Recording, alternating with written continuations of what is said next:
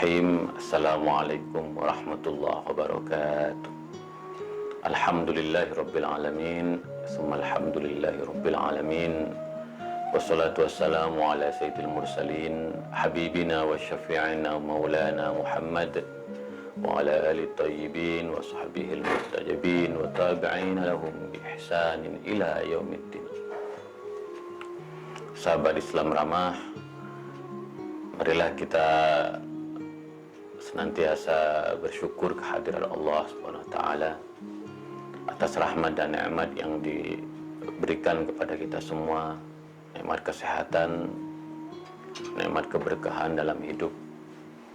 Karena syukur adalah kunci keberhasilan kita dalam mengarungi kehidupan ini.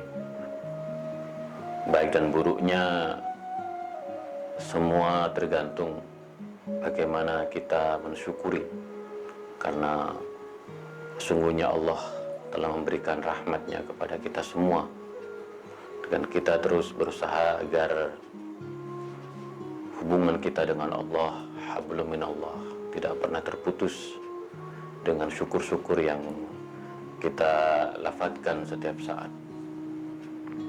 Allah yang berkuasa, Maha Agung, Maha Adil. Innama amruhu idza arada syai'an yaqulu kun fayakun. Allah yang akan menjadikan kita sebagai hamba yang paling mulia. Dan karena itu terus bersyukur supaya kita senantiasa menjadi khalifahnya,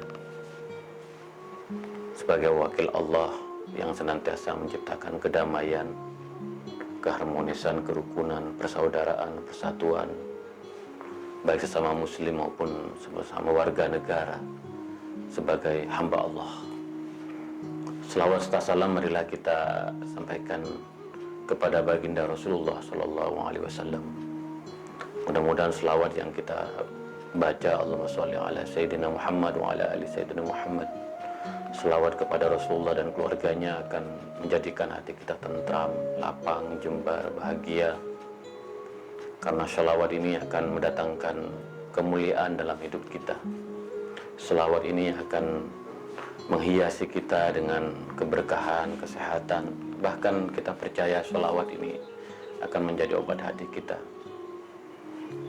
Tibbul qulub li khamsatun udfi biha haral wabail hatimah al-mustafa wal murtada wa ibnahuma wa fatimah. Selawat-selawat yang kita baca bagi baginda Rasulullah dan keluarganya akan menciptakan imunitas dalam diri kita, sehingga kita selamat dari wabah dan berbagai penyakit. Mari kita jadikan bulan Ramadan ini bulan selawat. Kita berselawat siang dan malam setiap saat, sehingga hati kita tenang.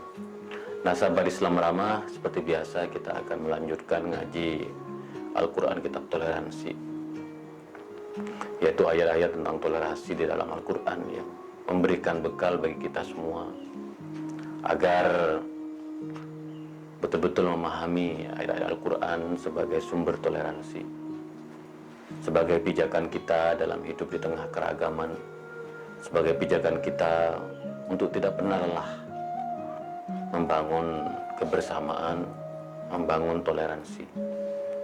Nah, menjelang akhir dari bulan puasa ini, mari kita terus berteguh iman kita, keyakinan kita tentang pentingnya toleransi, baik di dalam intraagama kita. Seperti yang saya katakan, tidak mudah toleransi sesama muslim, bahkan jauh lebih rumit, karena ada beban sejarah di masa lampau, ada fatwa-fatwa yang bernuansa politik yang kerap kali digunakan oleh sebagian kelompok untuk memecah belah, bahkan untuk memprovokasi dan menimbulkan kekerasan dan pembunuhan.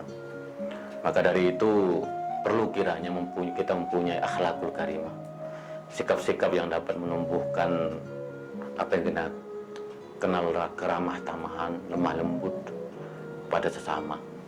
Nah, ayat ini ayat yang sangat penting sekali untuk kita dalami, untuk kita ambil hikmahnya, pesannya, sehingga kita dapat menjadikan kehidupan kita baik dalam lingkup yang lebih kecil, keluarga maupun masyarakat maupun negara maupun kehidupan global seperti yang kita lihat saat ini, senantiasa penuh dengan keramah tamahan, dengan akhlak-akhlak yang mulia.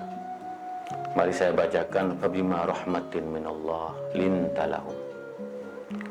Nah, ayat ini menjelaskan, menegaskan bahwa Allah menurunkan Nabi Muhammad, Allah mengutus Nabi Muhammad sebagai rahmat bagi semesta alam.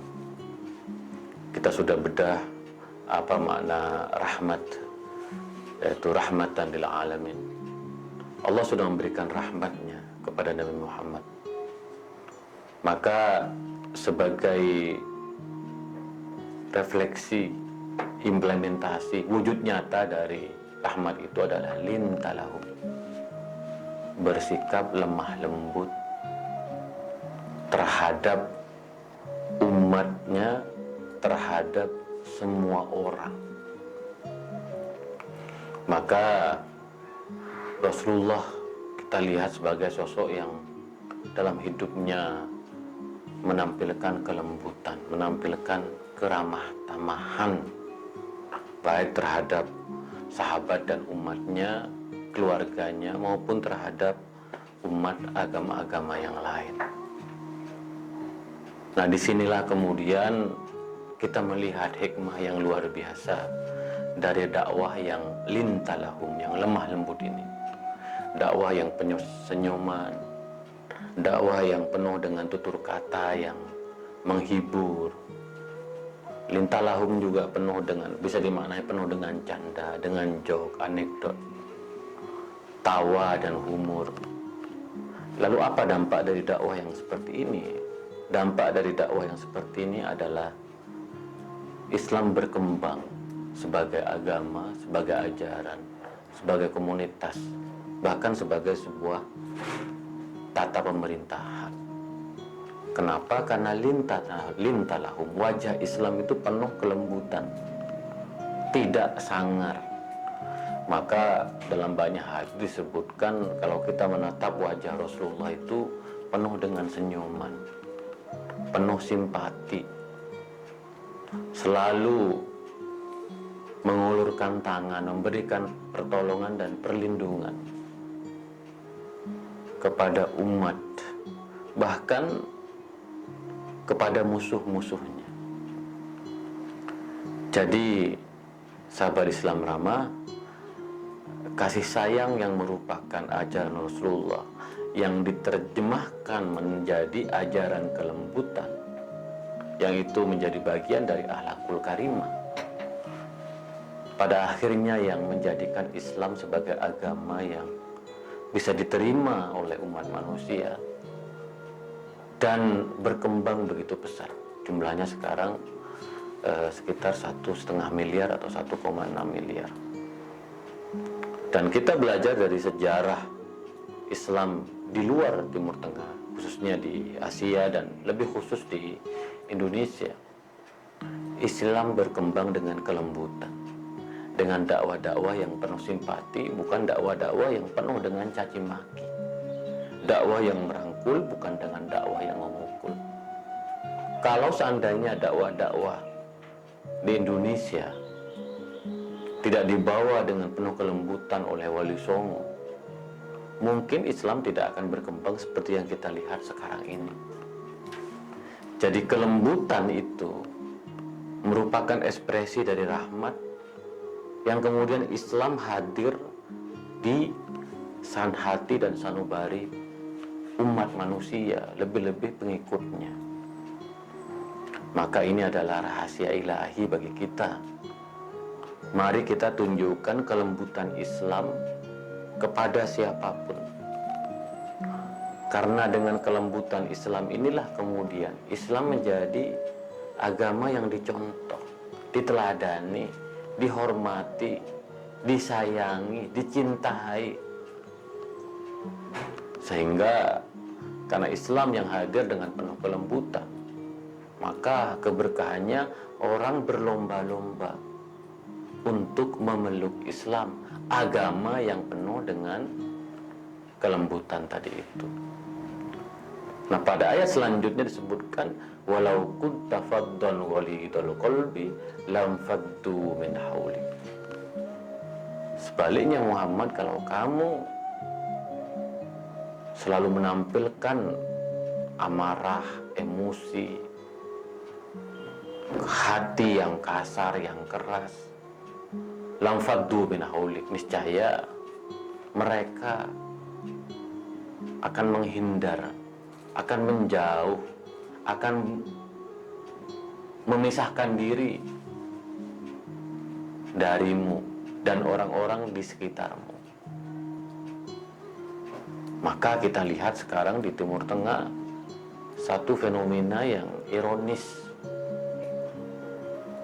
Ketika agama ditampilkan dengan wajah yang kasar, yang sangar, yang keras, maka terjadi satu arus balik di mana gairah keislamannya mulai luntur.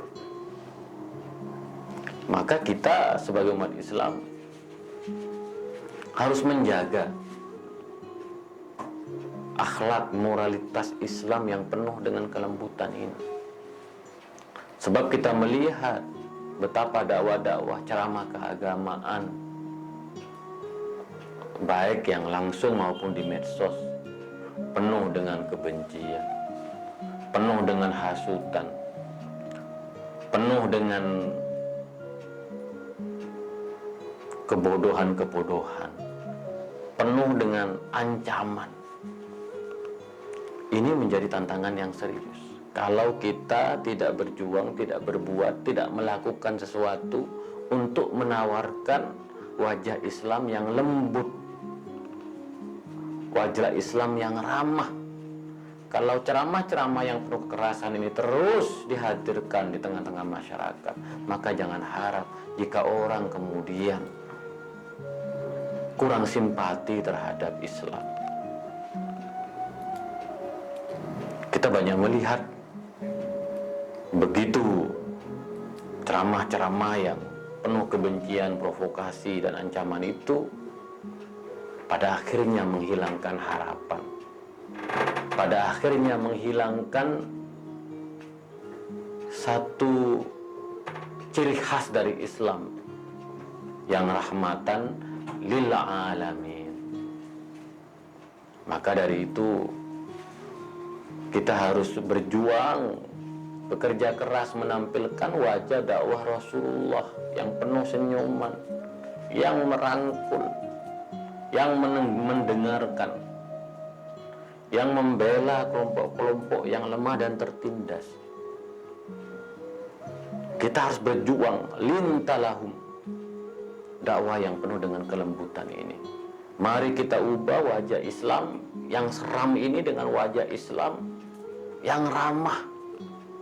Maka Gus Dur mengatakan Islam ramah bukan Islam marah. Ini menjadi slogan dari Islam Ramah TV. Kita ingin Islam yang ramah, bukan Islam yang marah. Sebab Islam hadir sebagai rahmat, dan sejarah Islam di Indonesia penuh keramah tamaan dan kelembutan.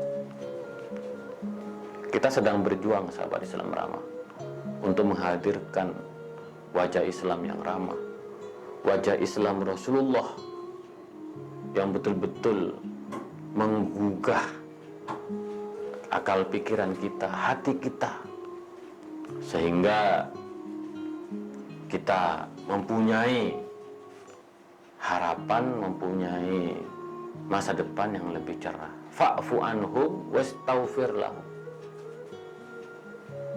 Maka maafkan mereka.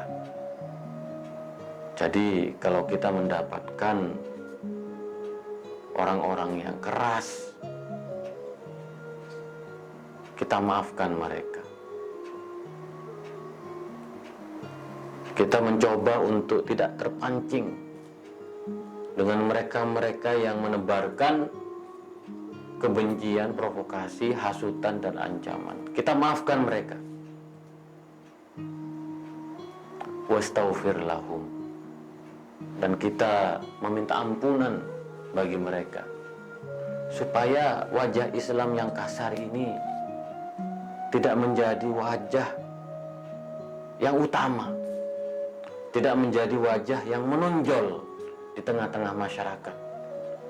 kita sekali lagi ingin wajah Islam yang penuh kelembutan, maka kita bertanggung jawab untuk memberikan contoh keteladanan. Ya, sehingga kajian-kajian di Islam Ramah ini betul-betul kajian yang ingin mengingatkan kita semua tentang Islam yang lembut, Islam yang ramah. Karena kalau wajah yang kasar, yang keras, penuh kebencian, caci maki, seperti yang kita lihat di media sosial, maka Islam akan menjadi wajahnya seperti garang, sangar, menakutkan. Jadi setelah memaafkan, setelah meminta ampunan, ini yang paling penting. Wasyawirhum fil amri. Ini prinsip yang diajarkan oleh Rasulullah, bahwa mari kita saling bermusyawarah. Musyawarah itu intinya adalah adanya pendapat-pendapat yang bisa disampaikan secara terbuka dari berbagai pihak.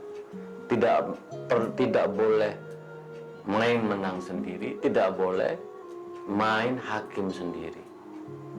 Para ulama tafsir, di antaranya Thohir bin Ashur, mengatakan wasyawirhum fil amri ini menjadi sebuah kewajiban. Jadi kalau ada seseorang yang berceramah, tapi ceramahnya tidak berdasarkan ilmu, tidak berdasarkan basis hazanah keagamaan, dan dia tidak mau bermusyawarah menanyakan beberapa kesulitan-kesulitan dalam memahami ajaran, maka fa'azluhu wajib. Maka kita wajib menyingkirkan orang-orang yang berceramah dengan penuh kasar, sangar, menyeramkan itu. Ini kata Thohir bin Ashur. Kalau orang sudah tidak mau bermusyawarah, kalau orang sudah tidak mau diingatkan, ceramah-ceramahnya penuh kebencian, fa'azluhu wajib. Maka kita wajib menyingkirkan orang-orang ini. Maka kita wajib untuk tidak mendengar ceramah dari orang-orang ini.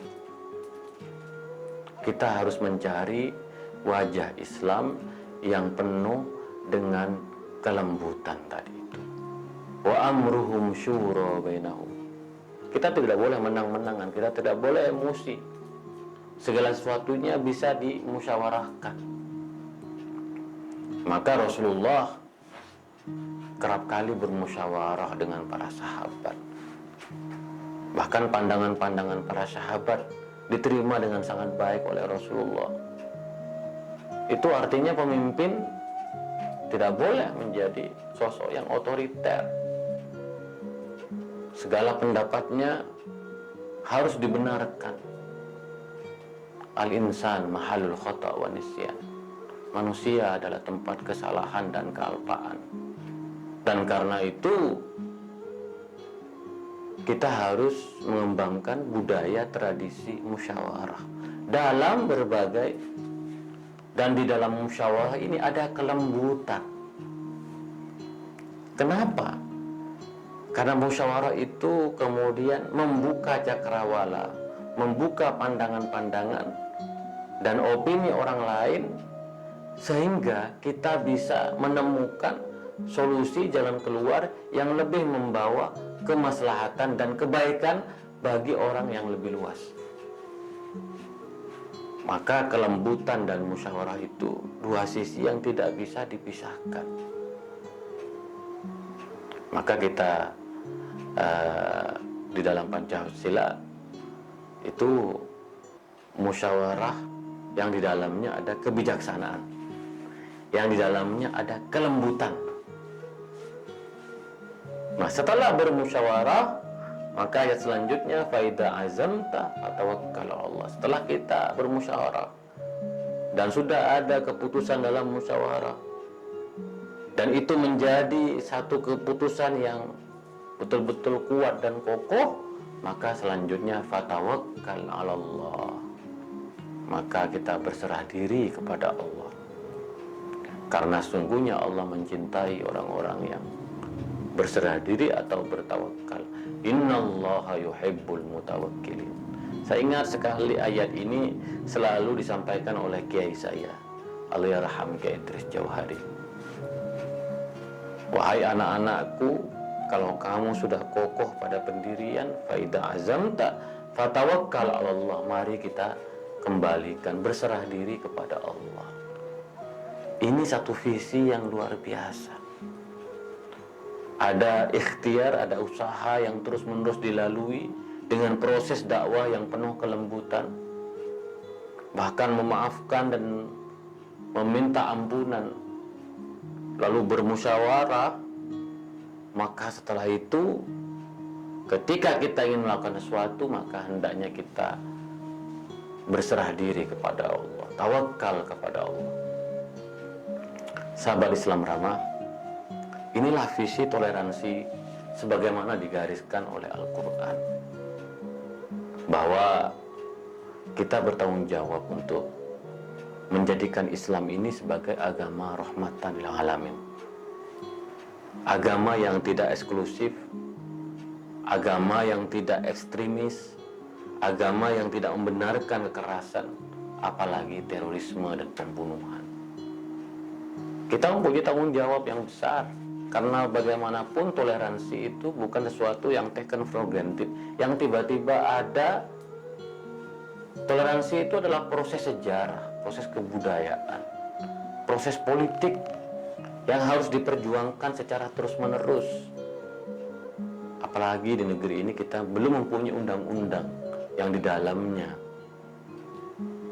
memberikan dorongan, memberikan satu pegangan tentang pentingnya toleransi. Maka diperlukan dakwah-dakwah yang toleran, sekali lagi, dakwah-dakwah yang penuh dengan kelembutan. Sekali lagi, kalau ada ceramah-ceramah yang muatannya tidak mencerminkan ilmu dan agama, maka ceramah itu wajib ditinggalkan. Tidak ada satu anjuran bagi kita untuk mendengar ceramah-ceramah seperti itu. Karena yang kita perjuangkan adalah akhlak, adalah moral yang menjadikan Islam ini sebagai agama yang rahmatan lil alamin. Sebab kalau ceramah-ceramah yang penuh kebencian, hasutan dan provokasi itu ditinggalkan, maka betul-betul bisa ambiar seperti yang terjadi di Timur Tengah saat ini.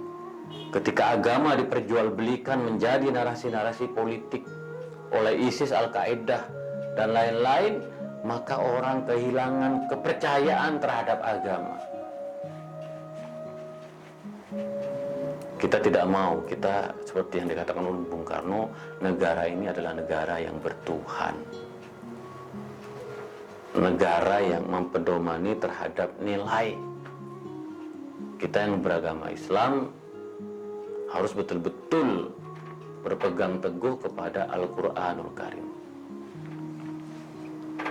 Karena dengan Al-Quran kemudian kita mempunyai pegangan untuk terus-menerus menjadikan Islam sebagai kekuatan moral yang membangun kebersamaan, persaudaraan, toleransi, dan perdamaian di tengah-tengah kita. Ingat kata para ulama tafsir, "Wa ma arsalnaka illa rahmatan lil alamin", itu al-amru lil wujub. Sebuah kewajiban bagi kita umat Islam untuk menampilkan wajah cinta, wajah ramah, wajah kasih sayang dari Islam.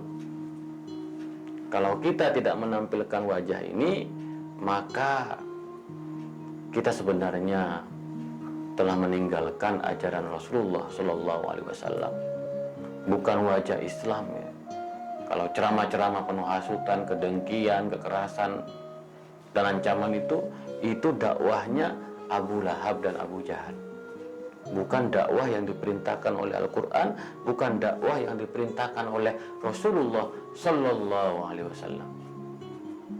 Karena dakwah Rasulullah adalah dakwah yang penuh kelembutan. Di situ ada kata maaf, di situ ada istighfar, di situ ada musyawarah. Maka dari itu kita harus terus membudayakan dialog, musyawarah di antara sesama, terutama sekali sesama muslim. Saya selalu mengingatkan, kenapa kok saling menyesatkan sama muslim? Kenapa kok saling mengkafirkan sama muslim? Bukankah Al-Qur'annya sama? Bukankah kiblatnya sama? Bukankah nabinya juga sama? Ini menjadi tantangan kita yang cukup serius untuk menegaskan kembali lintalahu,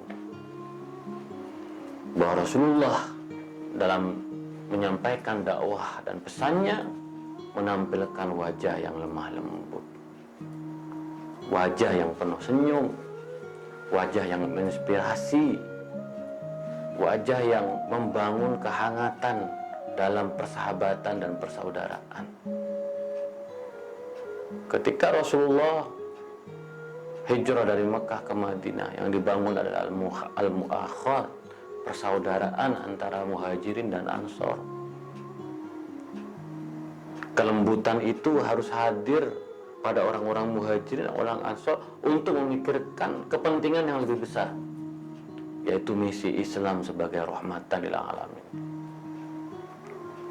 Sahabat Islam ramah, mari kita di bulan Ramadan ini menata hati supaya kita selalu bersikap lemah lembut terhadap sesama, baik saudara kita yang muslim maupun umat agama-agama yang lain atau warga aliran kepercayaan. Mari kita munculkan wajah Islam yang lembut, wajah Islam yang ramah. Negeri ini membutuhkan Islam yang moderat, Islam yang ramah, Islam yang toleran. Karena kita mempunyai fakta keragaman bahwa dalam Islam sendiri maupun dalam agama-agama yang lain, keragaman-keragaman ini yang harus dijaga oleh kita, sehingga keragaman ini membawa berkah. Maka dalam alam Pancasila kita dimandatkan oleh untuk melakukan musyawarah di antara sesama dengan penuh kearifan dan kebijaksanaan, mengedepankan kepentingan umum daripada kepentingan pribadi dan kelompok. Sekali lagi, kita mempunyai tanggung jawab yang tidak mudah di masa yang akan datang. Kita ingin agar wajah Islam Indonesia adalah wajah Islam yang moderat, yang merangkul, tidak memukul, membangun harmoni. Dan kita juga berharap pemerintah tegas terhadap kelompok-kelompok intoleran, tidak membiarkan mereka. Karena dampak yang diperbuat oleh kelompok-kelompok intoleran ini sangat fatal sekali. Memecah belah, menimbulkan ketakutan dan keresahan di antara kita. Jadi sahabat Islam ramah, itulah kira-kira ngaji Al-Quran Kitab Toleransi tentang ayat-ayat toleransi dalam Al-Quran. Pada tema kali ini, mari kita selalu bersikap lemah lembut pada sesama, bangun persaudaraan, hilangkan permusuhan, bangun musyawarah di antara kita, duduk bersama, dialog dengan baik-baik. Pasti ada titik temu, pasti ada kebaikan bersama yang bisa kita ambil. Sahabat Islam ramah, demikianlah ceramah ngaji saya pada malam hari ini. Kurang lebihnya mohon maaf. Wa ma taufiqi illa billah, alaihi tawakkaltu wa ilaihi unib, wallahu muwaffiq ila aqwamit thoriq. Assalamualaikum warahmatullahi wabarakatuh.